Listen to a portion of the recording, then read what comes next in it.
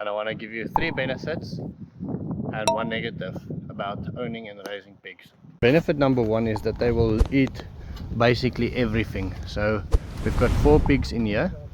We feed them all of the food from the old age home, all the leftover food that we get from town, plus we feed them all the manure that we get from the horses. The second benefit is the fact that they obviously offer some meat. Now this cannot be understated. This is probably your main harvest. So if your first harvest is them eating all your waste, then the main benefit is them supplying meat, being a good source of protein either for you or for the community. You can either sell it or give it away. In my case, we mostly give it away to people who need it. I am very fortunate from the people that support me from Buy Me a Coffee. We fed almost 300 people on my birthday just from pig meat, and we stretched it with other things. The next benefit that they have is after they've eaten, they leave us this beautiful manure on 2 places. We then use this to make very pure compost, and let me show you that process quickly. So there's 2 ways to compost in a pigsty. The one is the deep littering method, commonly used by Justin Rhodes and Joel Salatin, where you fill up the pigsty with manure and then you put layers of grass, or you put layers of grass and corn, grass and corn, grass and corn, manure and corn, and then you put the pigs on top of that, and then they manure, and then they start digging for the corn that's starting to sprout. Now that was first my idea, and then I decided I wanted to clean it a little bit, make it a little bit neater, because one of the rules of keeping animals is as soon as it's starting to smell, then you are doing something wrong. First thing we do is we tie 4 pallets together. Then we rake up all of these manure and that manure, all of the leftover food scraps.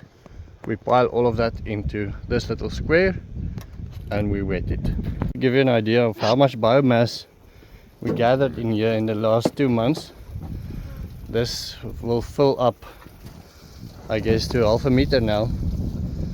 So we wet it as we put it in.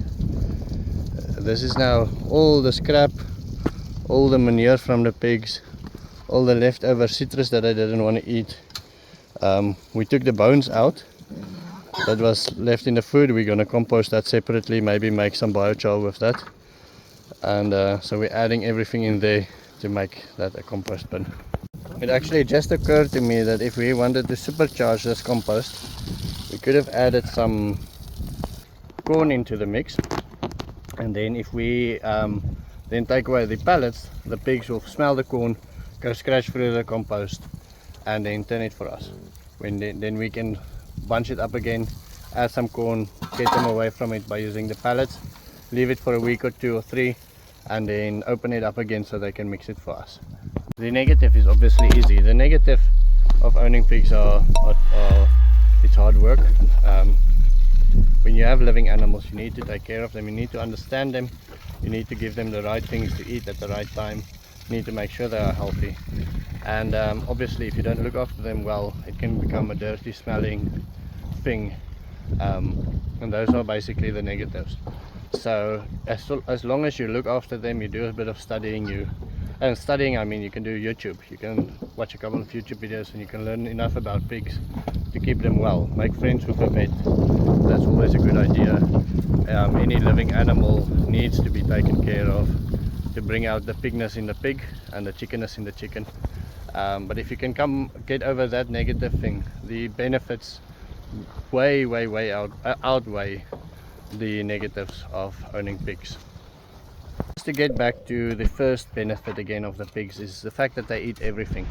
I've recently seen a article where they speak about mangoes in India going to waste, like 30% of mangoes going to waste even before they leave the farm. The solution that they spoke about in the documentary is finding a spray that they can spray on the mangoes, and having the mangoes then last longer until they reach the shelves. Now they developed a spray, but it's still illegal everywhere, and so they are lobbying all the governments to make it legal.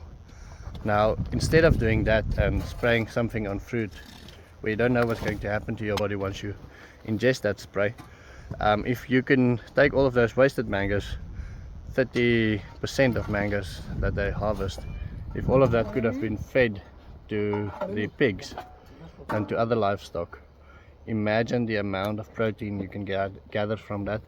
And then if you can use that manure again into the mango orchards, how much less fertilizer you would have to buy and use. I think there's a reason for pigs. Story time. There's actually a very interesting reason why I can't eat pig. It is not because I know the names and I get attached to them. It's also not only because I think they are a gross animal. And it is also not for purely religious reasons. You see, what happened is that when my mother and father just got married, my mother went grocery shopping and she ordered some pork.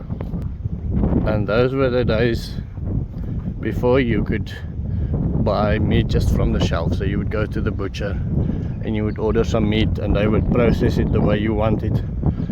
And what she didn't realize is that she accidentally ordered the whole pig. And so when she arrived at the butcher shop, the meat was ready for pickup. There was whole bags and bags and bags full, and she didn't have the heart or the stomach to tell the butcher, listen, I'm sorry, I made a mistake. So she bought the whole pig just for the two of them, and that basically blew all of their grocery money. And so for the next 2 months they ate pig, pig, pig and pig, and almost nothing else. And after that we grew up in a house without any pig ever, except for bacon if we are lucky on a Sunday.